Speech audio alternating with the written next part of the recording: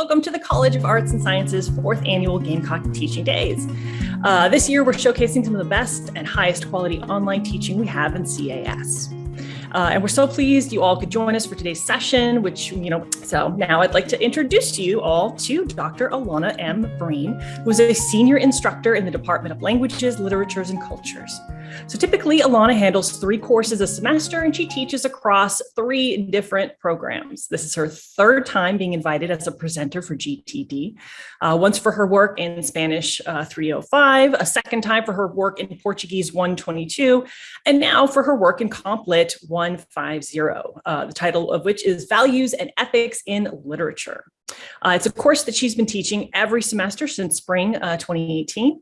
And Alana loves the interaction with students as well as the collaboration with colleagues in this asynchronous but constantly evolving course that demands a lot of time, and students often end up loving. Thank you for being with here today, Alana. Thank you too. And thanks. I'm so glad I had told her all of those things because that'll shorten my PowerPoint presentation. All right, I'm going to start sharing this beautiful PowerPoint that PowerPoint helped me to design by giving suggestions. So it is an asynchronous course I've had 30 students submitting things twice a week along with comments. And one might think that that's a very solitary, oppressive experience, but instead it's proven to be tremendously engaging both with students and among my colleagues. So that's why I was excited to share this course. All right, Values and Ethics in Literature was designed by Judy Kalb and Lara DeCate, I think in 2016. And Judy is the first one who ran it. She, I think, taught it for 2 semesters. It's a course that's also taught in person, but I only have experience with it online. The fact that Judy created a module a week while running this course and living her life is absolutely inspiring to me because several of us have created one module and that one experience was massive. So after she did it for 2 semesters in some faculty meetings, she asked, would anybody be interested in making a different module about literature and a value? And would anybody be willing to take on the beast? And I went running to her after class to say that I had initially wanted a PhD in English, then I wanted a PhD in Comp Lit. I love everything. It would be a dream come true. And she and the then chair, Nicholas Vagini, agreed to have me teach it. So in the spring, I was incorporating new modules, learning the course, doing the lectures and the readings myself. And then in the fall, Andy Corley, who's a colleague from Spanish, started teaching it as well. And with that, we really got into the collaborating element of this course. So he and I together have rewritten the exams, announcements, emails, rubrics, and assignments. There is more collaboration than that. So before going forward, I do want to thank the program directors that have been in charge of the Comp Lit program while I've been teaching this course. First, it was G, who had the idea to have me work with a graduate student because one of, I think, things you imagine doing when you're going for a PhD and think you'll end up with a tenure job is to work with graduate students. But also because she knew I generally taught 3 different courses, having someone help me grade would be essential. And then I've served as a mentor to different graduate students. So that's been wonderful. When Alex took it over, he also set me up with someone. And then Anne is now the director, which I'm very excited about. And she set me up with someone. So those 4 graduate students, first it was Caroline, then Jusu. And I remember when we had a problem student she wasn't a problem student, it was confusions and issues. That student would talk to both of us and the 2 of us both said the same thing. We were so in sync with how we supported and had given so much feedback that we didn't know how to augment it. But working with these graduate students has been incredible. This semester, I'm working with Grace, who is a first semester master's student and phenomenal. And then Dan Luo, I learned from G to also call her Lorden, so I'll either call her Dan or Lorden, was a coordinator to help us rewrite different assignments, set up the new format for the course, and help us rewrite the exams. So I'm collaborating with Dan and Grace this semester as well. Last semester, I did a lot of collaborating with G, and previously with Andy. So when Judy and Lara created the course, they thought it would be set up in weekly modules that can be organized in any order. They are standalone, and then there will be a midterm and a final exam. The first week is just to get to know the course and to do self-introductions. And then I took over the course, and it's like I took over, kind of like adopted the child. So these are different elements I've added to the course. The ones in yellow are things we've done in collaboration. So first, I would say that weekly I add a pep talk to get them into the groove of the module. I don't know if they read them, but I've spent a lot of time tweaking them every semester. I've added more videos, 2 TED Talks, one that a student mentioned in one of her final projects, and then an article that Judy sent to me. Hi, Judy, I see that your name's there. I added a spoken poem that my Irish cousin had introduced me to via a tape. And I just kept making it more attractive. And then because Judy had incorporated this of having different lectures done by different people, I highlight that as well. So I changed the writing assignment with Andy. And then this summer I came up with a new idea, which I again tweaked this fall. I'm going to show it to you later. We've overhauled almost every single assignment, every question, prompt, exam. That's in part because an online course students get familiar with it, but it's all in part too to keep us engaged.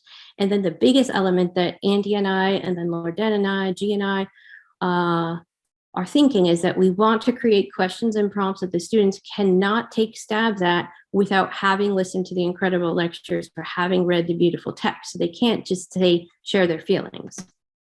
I switched from waiting till the first assignment to put them in groups based on their demonstrated level of interest to putting them into groups just haphazardly ahead of time.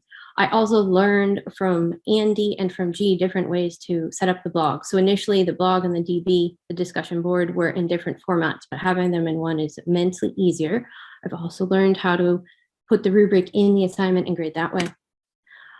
Every exam we do, we come up with a new case study that's relevant. I'm going to show you 2 from this year. We've overhauled the questions, both to make them more involved and easier to grade different elements. I added questions about feedback to show the importance of reading feedback and comments to each other and from me and their feelings, because I think your engagement with literature matters. And I tell that to the students over and over. Those who know me as a teacher know that I give so many details. I like to keep students on their toes and that we do different things all the time, but very informed. I've also overhauled the rubric several times with discussion. So before this semester started, Dan and I talked about how to up-level the grading for what we're asking them to do with comments. And then halfway through the semester, Grace and I talked and I updated the rubric for the discussion board. Again, that is to pinpoint having them incorporate quotes from the reading and information learned from the lectures to prove that they're doing the assignments. First, I had taken the one idea of the final project and made it a 2-part final project. And then over the break last winter, Andy shared an idea of doing a semester-long book project, which G and I spent the spring developing. It's incredible. I've tweaked and updated the syllabus to improve the wording and change it reflect the things we've done. We redesign the course calendar every semester. I'll show you that.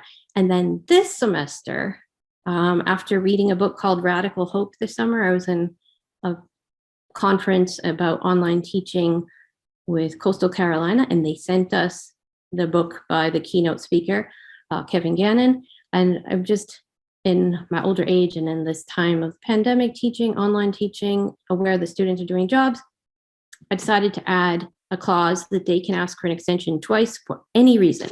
They can get extensions for emergencies, for excused absences and situations like that. But that has worked out well because in all reality, we want them to engage with the material. We want them to feel like they're submitting good work and that they're proud of it. So then the bulk of the course is about my feedbacks or Grace's feedback, our feedback, and then comments to each other. And so I wanted to talk about the different ways that I do feedback. Initially, I will start with highlighting things I love about what they say, either quoting a sentence that's incredibly well said, mentioning their unique selection of a quote from the reading, highlighting their originality of way they respond to it, connecting with it. So that's all affirming. I start with affirming. Occasionally I put in editing. We have non-native speakers who are incredible in taking a literature course and doing all this writing. And then occasionally there's just bit of slack where I'll put an edit, but that is the most minor element of feedback. Guidance happens when students miss the mark with a question, so I would give them a bit deeper understanding. Occasionally, students would seem to be answering the question without having read the lecture, heard the lecture, so I would guide them to 3 points in Judy's lecture, which answer the question in the way that we were seeking. Another great thing I do to promote this community is I refer students to each other's responses for specific questions. And I also would promote their work and tell the student, and I would send quotes of their work to the different authors of the different modules to show my appreciation for what they did in contributing to Complit, but also to show that what they did is still inspiring students. When I would send that out, I wouldn't include their names. Suggesting a minor. If I know there's a Russian course being offered in English, I would tell them that, suggest that they major in English or literature, different things like that. I also suggest grad school frequently and offer letters of recommendation. But the biggest part of my feedback is always responding to what they've shared, particularly with the blogs. These students share incredibly heavy, very personal things or things to be tremendously proud of. I've had a student talk about the father helping them overcome a drug addiction, student doing suicide interventions, students overcoming surgery and loss, and so getting out of an abusive relationship. So I will respond to things if they remind me of an article, podcast, a song, video. I will send those things in comments. And then I also go back. Occasionally I send a direct email to students, tell them to check out the feedback, or I'll go back and adjust the formal feedback. Okay. Another element of this course is what the students say to each other, and we have worked to up-level that as well. So I went for requesting longer and just grading based on the substance and length, but this semester, Dan, Grace, and I came up with a seemingly foolproof way to get them doing fantastic comments, and I'm so impressed with what Grace prepared and sent out. Another element with the final project is G and I had noticed that the students could give very enthusiastic comments that provided literally no evidence that they had actually watched the students' recordings. So we came up with incredibly detailed specifics for this final project. I'll show you that as well. And then here's, isn't that beautiful slide by PowerPoint? All right, so Laura and Judy designed the course to fulfill 2 core requirements: to get students to engage with literature, but also with history and culture, and also with values, and then to teach them to dialogue with each other using affirming and academic voices. And then when I've been teaching, I've added these elements because I want students to recognize and witness their own ability to influence others towards their opinions and views by incorporating data, quotes, and even personal experiences if they speak calmly and academically. Students have written to me frequently every single semester to say I'm the first professor or teacher who's ever said that they are a good writer and they appreciate it. And I want the students to believe in their power as good writers. I believe everyone can be a good writer. And I do believe that this course brings that out in students because of the clear expectations and the rubric, the guidance. Another thing I've incorporated into my courses, all of them for years, and anything is diversity, equity, inclusion. I want students to see connections and similarities as opposed to difference and inferiority. This works incredibly well.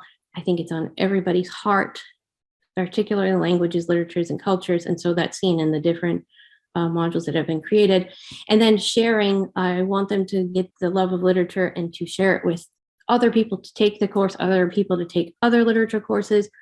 And this is a chance for me to give a shout out to 2 professors who have also affirmed and influenced how I write exams in general. So Andy Reka is the one who hired me. He was in charge of Portuguese. He gave me everything, his syllabi and his exams, and his testing of culture would be to have the students write things they learned, just what they remember from the culture. And so I have used that in every Portuguese class since then. And then Erin Carlson just finished her doctorate in education, teaching languages. And we talked a few years ago about how tests, we want exams to be a chance for students to show what they've learned, to show their growth and to be proud of their work, as opposed to a chance for professors to get them on the things they didn't remember or to take points away for their errors. So that's my style of testing. I now have so much enthusiasm about my great written exams that I even get students to respond with enthusiasm about Portuguese test yesterday, Spanish test, and Comp Lit exams. And does this course work? Yes, absolutely every time. Yes. Okay, yes. great. All right, so this is the intro. I had taught the course several times without ever considering what ethics are because we focus on values. Oh, this is not working well.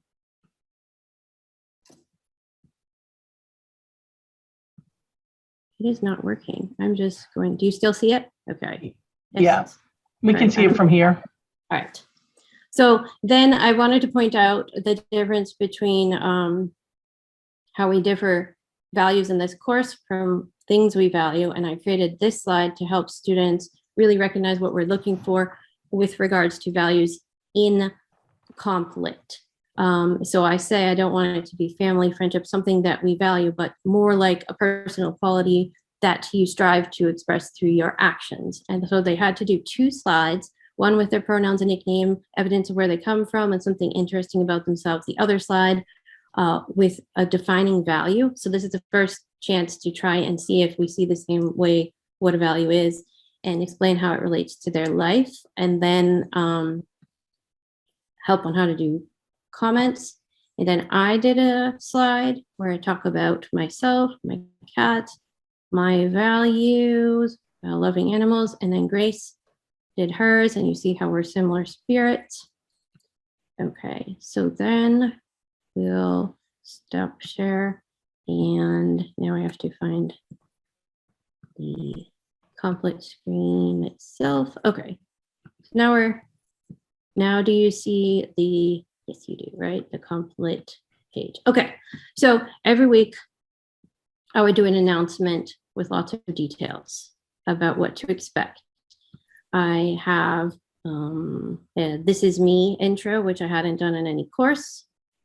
Then we have the schedule at a glance, which we've worked out together. So we start with the intros, and then initially this course was doing 11 modules with a midterm and a final exam, but we're adding the final project, so we do fewer modules and then we space out assignments related to it. So that's an easy way to see things. The course documents element has the readings, which I don't think anyone gets that way, the rubrics, which they can see there or in the grade book itself, and then examples of the work. The final project, it looks like this. This is what we created, where there's different elements of the assignment, lots of detail. When we met, we each came up with a book list. And so these 3 books I read this summer, and I added them. This is Irish history, a little bit about, Such a Fun Age. This is sci-fi, Spanish history. This is related to a plague, philosophy, comedy, mystery, and then heavy family topics and magical realism. So in the final project, I haven't updated this, but you'll see that G and I came up with tremendous detail for what we're asking them. And then that's the same in the rubric. So they have the guidance and they know what to do. I'm going to show you next how I put them in groups. We decide on group names. Loblolly Pine has, so what I did was I picked a photo of the tree so you can see. And then the group discussion board is set up this way. So this is how they got to the PowerPoint, the shared PowerPoint. And then I have these appear as the weeks go through so that you can see what to post. And they click on it, and inside of the assignment. Next, I'll show you the weekly modules. All right, so here is the first module. And here is the article that Judy sent us. I have a version in Word in case the Washington Post link doesn't open, and a student found out that it's also available as a podcast in Spotify. And then you have the 2 lectures, and then Judy found these 3 videos. And then this detail was written by Dan about how to incorporate information from the lectures and the reading and the responses. And then you have specific question related to the lectures and the specific questions related to the text itself. So there's we're focusing on what have you done. And then the blog post is related to everything. So that's what each of the weekly modules is about.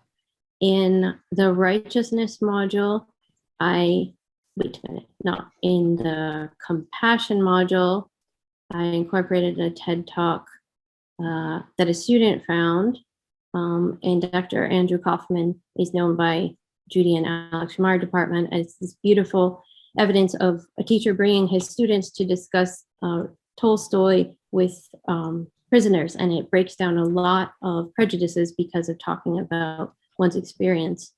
In the happiness module, here is the poem. So I have a recorded poem where they can hear the Irish brogue and the music. And then I have this lovely photo of the homeland that's near where Cousin James lives and where my grandpa was born.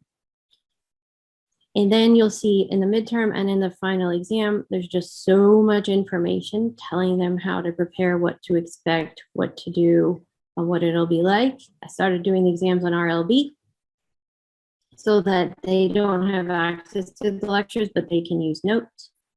And then, let's see. And this is a module I created. It also has a TED Talk, how not to be ignorant about the world. So my module is about hope. It's also about Brazil. It's about the military dictatorship. It's also, the focus on hope is that there was a mayor who was able to bring a third world city to be a high class, green, first rate city where everyone's happy, most people are happy to live. And the book also talks about a place in India, Kerala, India, which recently had floods, but talking about how abject poverty doesn't mean unhappiness. And that's a place where there's a lot of literacy, a lot of people able to read, healthy babies, people have a good quality of life. So I incorporate the songs and a movie I mentioned in the lectures, questions, and then this last blog post that I do is a reference to something they do in the reading where every student needs to write a thank you note to someone in their past and then write about writing the thank you note. Because of the hiccups with everything I had prepared sitting down, I don't know how we're doing on time. Do you want to see rubrics or is that enough? I think we've got some time. Okay. All right, so next, and I was going to show you the exams. I have a list in front of me, but having all of my tabs disappear was most unnerving. Let's see, course tools, tests,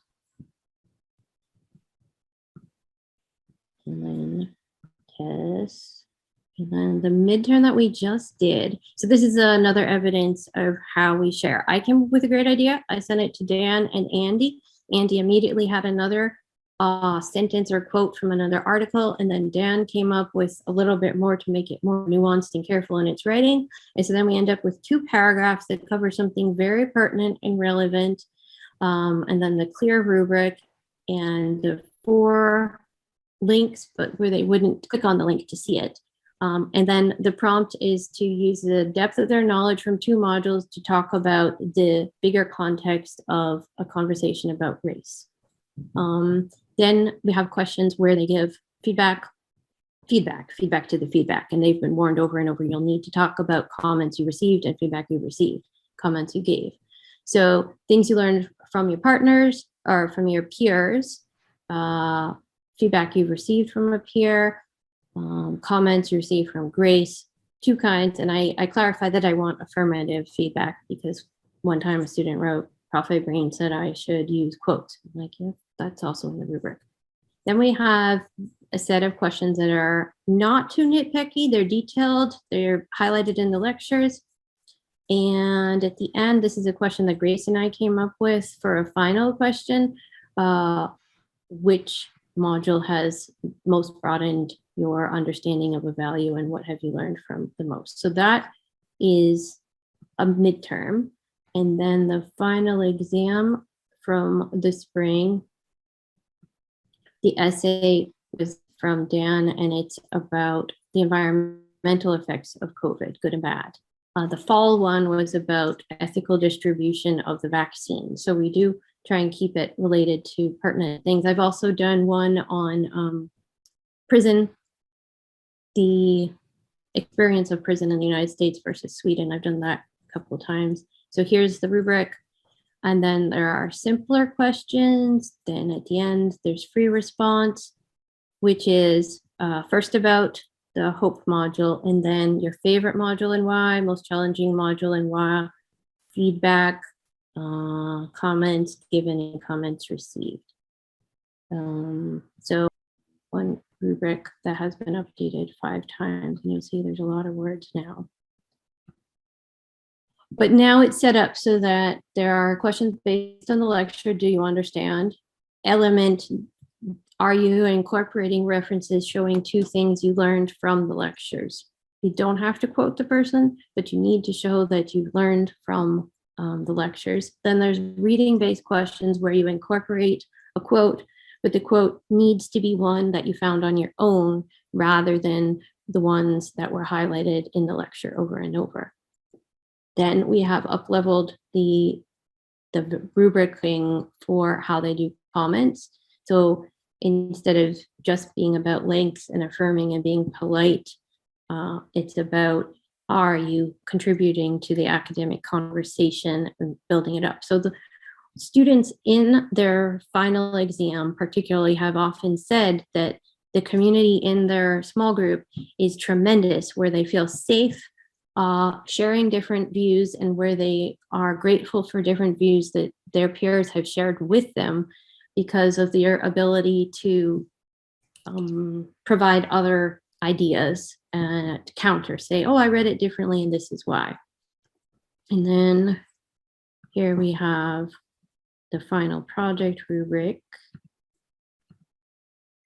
Do you see the final project rubric, or do you see? You do? Okay. All right, so this is the final project rubric that G and I came up with, which relates directly to what is listed in the specific details we give in the final project instructions. So what we did, what my big thing was adding the requirement to record a lecture themselves, just like they've heard the professors do all semester long. Now they're the professor. Their recordings are much shorter and they're guided with how long to do, but it is fantastic. In the first go at this rubric, we weren't clear enough. And so one student was able to submit it without any audio. But now the rubrics are clear on that. And we say, don't just read the text of the slide, talk around it, add depth. So yeah, so that's the course that I'm so proud of, that I love so much, and that I've given so much to over time.